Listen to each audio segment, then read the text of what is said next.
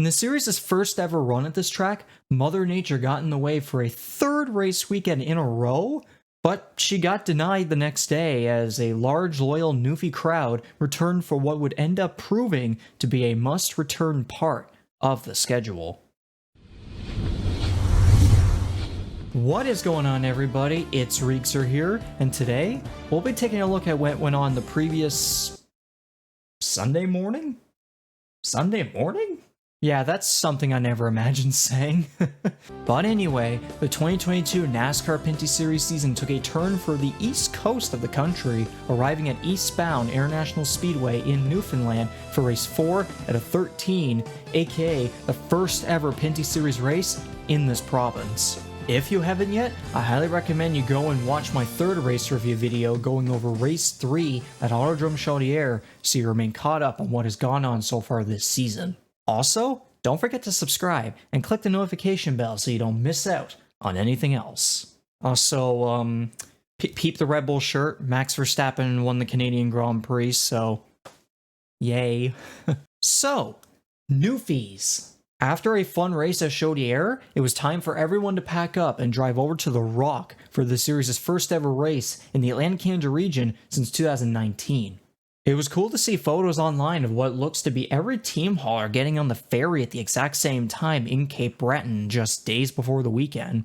With what looked to be a very packed weekend for the racing fans in Newfoundland, including a big fan fest on Friday that featured an autograph session and a local racing series, the weather just did not want to cooperate at all on race day.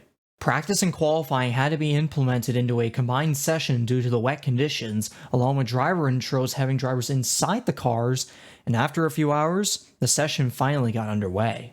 Looking at the results, rookie Brandon Watson scored his second pole of the season, last one at sunset, with a best time of 15.774. Trayton Lapsovich and Andrew Ranger captured starting spots on the rest of the podium, while LP Dumoulin and Marc-Antoine Cameron wrapped up the top 5.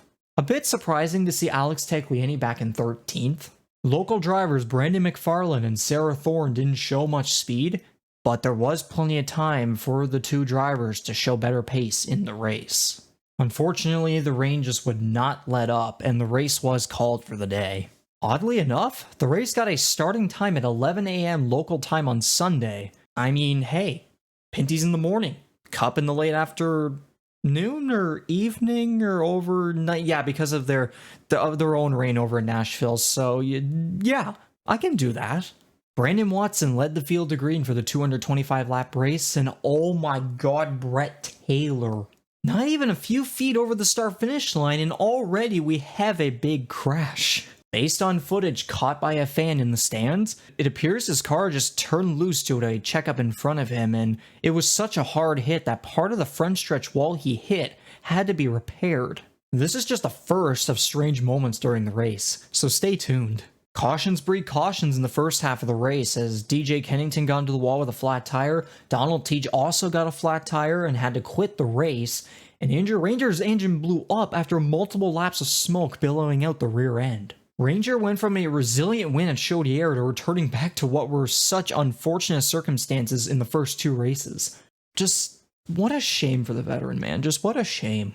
Wallace Stacy didn't have a terrific day himself, as he was the reason for 2 cautions due to self-spins, and so was Sarah Thorne as well. It's a funny story bringing Wallace Stacy's name up because of where he actually ended up finishing, but we'll get to that one later. Another veteran was struck with bad luck as Alex Tagliani had to come down pit road and get the hood up, putting him multiple laps down. After dominating pretty much the entire first half of the race, Brandon Watson suddenly began losing spots, and Marc-Antoine Cameron began to become the new dominant car. Or dominant driver. Cameron's not a car. Turns out Watson had lost power steering, so the remainder of his day was going to be challenging. Funny enough with him, even he was able to avenge the problems based on his final result. At the halfway break, the top 3 consisted of Cameron, Trayton Lapsovich, and Kevin Lacroix, with DJ Kennington and LP Dumoulin slowly finding their way through the field. And speaking of Dumoulin, oh boy. To begin the second half of the race? Well, yeah, that's pretty much what describes what I got from watching the broadcast after just one lap of completion when LP Dumoulin had out of nowhere crashed into the water barrels along the outside wall heading into turn 3. And the hit had caused his entire rear suspension to just shatter as the right rear tire went rolling down the track, thankfully not getting hit. One or two barrels let loose across the track and caused, Okay, let me show you an example. See how this part of turn 3 at Daytona was affected by Juan Pablo Montoya's jet dryer incident? Yeah, that's pretty much what happened here, except it was water, not fire. On the broadcast, the crash initially looked awful. I mean, the angle was just ugh, but it wasn't as overly bad, although it could have easily been very bad. Thankfully, it wasn't along the edge of a wall, but for the type of walls that are used to this track, if the car had hit perfectly on the driver's side, there's no doubt that Dumoulin probably would have been very hurt. It's not surprising to see some complaints relating to track safety. Cameron continued to lead the way as the race restarted with 100 laps remaining, and pretty much the rest of the way just saw self-spins from Wallace Stacey and Sarah Thorne, which would lead to a final 17-lap shootout. It was going to be a battle between Cameron and Lapcevich for the win, and Brandon Watson? Yeah, I don't know how he managed to fight off those power and steering issues, so huge props to him. After a few laps of side-by-side action, Cameron was able to put a decent gap on Lapcevich, although the youngster was not going to give up. By the white flag, lap traffic did seem to be a potential factor, but it wouldn't end up being one, as Marc-Antoine Cameron took the checkered flag to score his first win of the season and his third career victory in the series. To the inside of the number 28, Marc-Antoine Cameron. It's been a troubled season for the driver, the number 96. He's going to bring it home in the Proline 225. Trayton Lapcevich second, DJ Kennington rounds out the podium. This is also his second win on an oval, the first one being at Saint Eustache in 2018.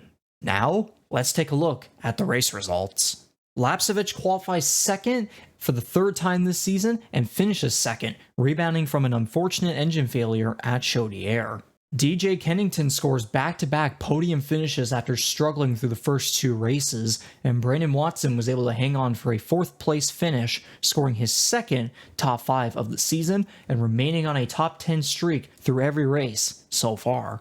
Gary Clute and Dexter Stacey come home with solid runs. Kevin Lacroix falters a bit after looking good early on, but getting into some mishaps with Dexter Stacey. And both JP Bergeron and Mark Dilley wrap up the top 10 with quiet but successful runs. Brian Cathcart came just short of a top 10 finish, but it was a great result for him regardless. Wallace Stacey spun twice, yet he still managed to finish 14th, so I guess that's solid for him.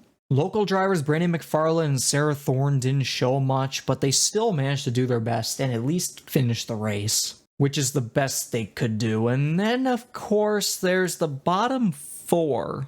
I mean, God, Brett Taylor didn't even get to complete a lap. There just hasn't been any luck for him, nor Donald Teague or Andrew Ranger. The point standings after Eastbound look like this, with Marc-Antoine Cameron jumping from 1 point behind a lead tiebreaker to putting a 10-point gap on Kevin Lacroix.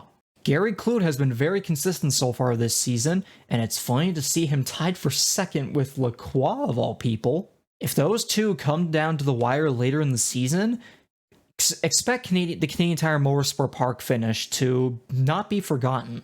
Brandon Watson has also been very consistent, and he's very lucky that his power steering issue didn't cause him to finish worse and potentially give him problems in the standings. Alex Tagliani drops from the original points lead tiebreaker to 7th, Dexter Stacey moves up a couple of spots, and Andrew Ranger falls to 13th from 10th.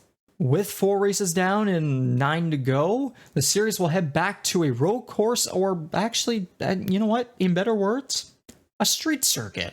It'll be another 2-week break, but it's likely going to be a needed one for the teams, as the next race will be at the Indy Toronto Street Circuit during the same weekend when IndyCar returns to Canada. Pinty's on Friday, IndyCar on Sunday. That should be a very fun and valuable weekend for publicity purposes. Like some other tracks on the schedule, this will be the first time the Pinty Series races at Toronto since 2019. That year's race was won by Alex Tagliani in a heated battle against Andrew Ranger. This is one of the more popular races and tracks on the schedule, so July 15th should be a day of anticipation, and you should most certainly have it set and marked on your calendar. Whenever the entry race for the list pops up, I will update my community tab, so stay tuned within the next 2 weeks. Be sure to tune in once again if you can, whether it's on tsn.ca, the TSN app, or FloRacing, which all do require subscription by the way, and continue to show your support for the NASCAR Pinty series in whatever way you choose to do so. So, that's going to do it for this one. You got any thoughts? Leave them in the comments below. And don't forget to subscribe and give this a thumbs up. My name is Riegser, or Riegs for short, and thanks for watching. Have a good one.